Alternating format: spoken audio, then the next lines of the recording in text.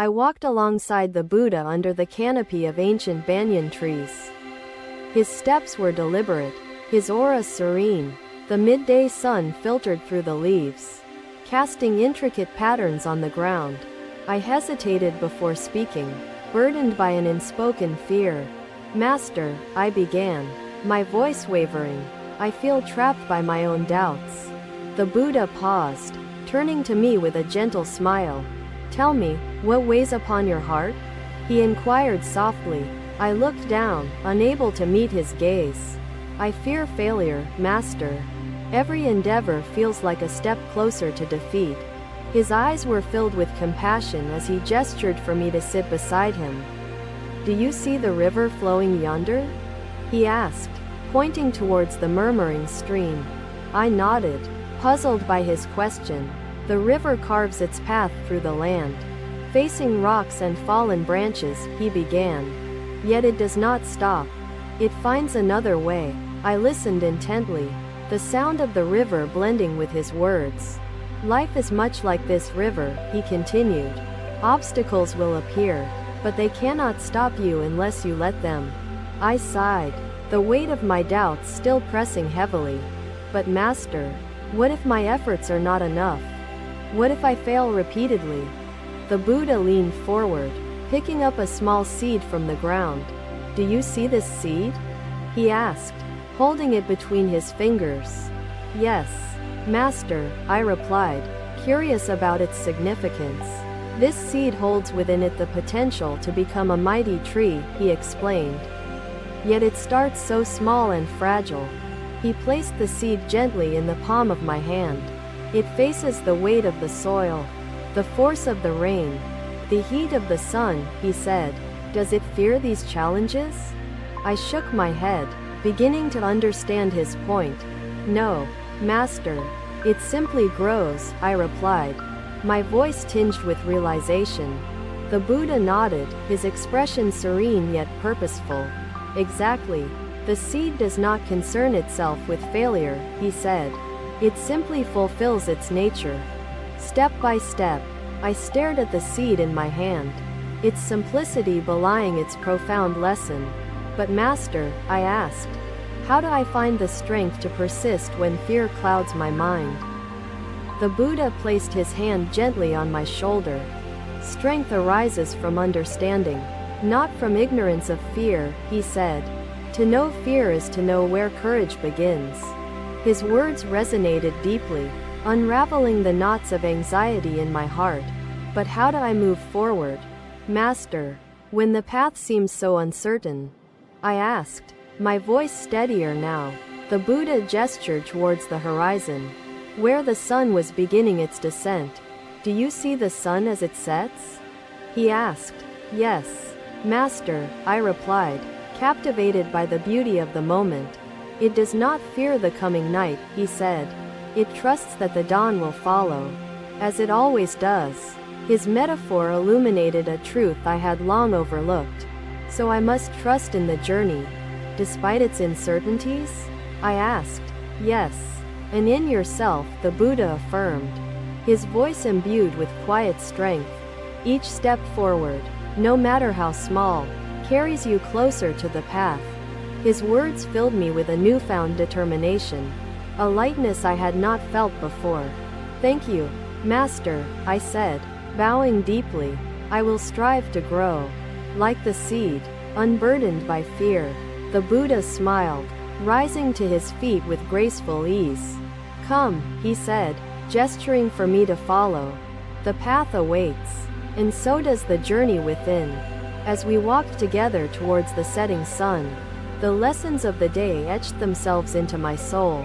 The fear of failure had not vanished, but it no longer controlled me. I carried the seed in my hand, a tangible reminder of the possibilities within. The Buddha met her gaze, his tone kind yet firm. "Doubt is natural, Sundari, but remember the taste of your goal." The path was no longer a source of trepidation. It had become an invitation to grow. I looked at the Buddha, his figure bathed in the golden light of dusk. His teachings were not mere words. They were a way of being, a way of seeing the world. In that moment, I understood that the journey was not just forward, but also inward. And so I walked, the seed in my hand, the lessons in my heart, and the Buddha by my side. Another day, another journey under the expansive sky. The Buddha and I walked along a tranquil riverbank. Birds sang melodious tunes, their songs mingling with the gentle rustle of leaves in the breeze. I carried an alms bowl, a humble vessel of sustenance, bestowed to me by the Master. I will continue, Master, she said quietly. Even if my path is unclear, I will trust in its ultimate destination. The Buddha smiled, seeing her resolve like the faint dawn light emerging from the shadow of the darkest night. Carry this bowl with care, he instructed, his voice calm and unwavering. I descended the rocky slope cautiously, my steps uncertain but deliberate, as the river beckoned me closer. The water shimmered like liquid silver under the midday sun, an inviting yet formidable force of nature. As I dipped the bowl into the stream, my hand trembled slightly, and I lost my grip. The bowl slipped, colliding with jagged rocks and shattering into countless shards. My breath caught in my throat as shame coursed through me like a torrent. Master, I have failed, I stammered, my voice choked with regret and self-reproach. The Buddha descended the slope with grace, his footsteps soft yet purposeful. As he joined me by the river, he knelt down, his eyes meeting mine, radiating compassion that seemed boundless. Why do you see this as failure? He asked gently, his tone devoid of judgment. Master, the bowl is broken, a symbol of my inability to fulfill a simple task, I replied. Tears welling up, the Buddha reached out and picked up one of the shards. Holding it up to the sunlight, do you see how it catches the light, even in its brokenness? He inquired. I nodded hesitantly, the shard gleaming like a fragment of a star in his hand. Its purpose has not ended. It continues to reflect the light, he said, his words a balm to my wounded spirit. But Master, the bowl can no longer hold water. Its original purpose shattered, I argued. Still burdened by guilt, the Buddha placed the shard gently back on the ground, his gaze unwavering yet kind. Rahula, he began, addressing me by name, life is full of impermanence, and purpose is not confined to singularity. His words resonated deeply, their simplicity profound, as they began to unravel my fixed notions. The river before us does not mourn the rocks it cannot move or the branches that block its path. He said, it flows onward, adapting, finding new ways to reach the ocean, undeterred by obstacles. His metaphor painted a vivid picture in my mind, the river's ceaseless journey mirroring life's ever-changing nature. But Master, how do I move forward when mistakes weigh so heavily on my heart? I asked, seeking guidance. The Buddha rose to his feet, his posture steady like the mountains, his presence grounding. Mistakes are not chains to bind you, but lessons to guide you, he said, extending a hand to help me rise. I took his hand, the warmth of his touch reassuring. As I stood beside him by the water's edge, the bowl's breaking was not an end, but an opportunity to learn about care, focus, and letting go, he explained. His perspective turned the fragments of my shame into stepping stones toward understanding and growth. Does the river stop flowing to lament the rocks it encounters? He asked, his eyes meeting mine with a steady gaze. No, Master, it continues, finding new paths and embracing its journey, I replied, the answer clear in my heart. The Buddha smiled, a reflection of his infinite patience and wisdom, as he nodded in agreement. And so must you, Rahula. Let the past inform you, but not define you, he said with quiet conviction. The river's song seemed to harmonize with his words, a melody of flow, resilience, and renewal. I looked down at the shards of the bowl, their jagged edges now softened by the sunlight. Master, How can I make amends for what is broken? I asked, still seeking a way to reconcile my actions. The Buddha gestured toward the river and the shards beside it, his expression thoughtful yet serene. Use these lessons to mend what is unseen but holds greater value. Your understanding and intentions, he advised. His words were a revelation, shifting my focus from the material to the spiritual, the tangible to the intangible. Master, your guidance has lifted a burden I thought insurmountable, I said. Bowing deeply in gratitude, the Buddha rested a hand on my shoulder, his touch light yet grounding. As he offered his final counsel, the path is yours to walk.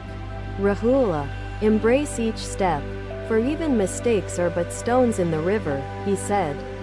Together, we ascended the slope, leaving the river and its shards behind, yet carrying its lessons forward. The journey continued, each step imbued with newfound understanding. As I walked beside the Master, his teachings were not just words but a way of seeing, being, and becoming, guiding me through the currents of life. As the sun dipped toward the horizon, its golden rays bathed the path ahead in a warm glow. I no longer feared the shadows that lay beyond, for I knew they were part of the journey. The river's song echoed in my heart, a reminder of the resilience and flow within me. The Buddha walked with quiet grace, his presence a constant source of light and wisdom in the unfolding journey. And so, I moved forward, the lessons of the broken bowl etched into my soul, guiding each step. Another day, another lesson unfolded as the Buddha and I rested beside a lotus pond under the clear blue sky. The water shimmered gently, its surface adorned with blooming lotuses, rising from mud to reveal their radiant beauty. The Buddha observed the pond with a quiet intensity, his presence serene yet profoundly grounding. A farmer approached, his face etched with lines of worry and despair.